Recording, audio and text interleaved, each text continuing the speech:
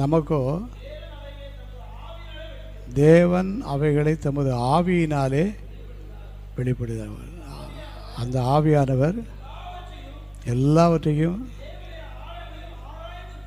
எல்லா ஆவியானவருடைய ஒரு ஆளுகை தான். அந்த 9வது வசனத்தை படிக்கும்போது எழுதியிருக்கிறபடி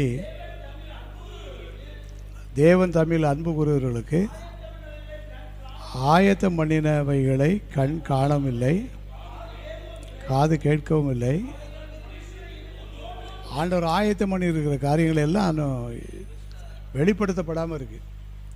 ஆனால் யாருக்கு அதை வெளிப்படுத்துவாரா? நமக்கோ தேவன் அவைகளை தமது ஆவியினாலே அவர் ரகசியங்களை எல்லாம் வெளிப்பட போகுது.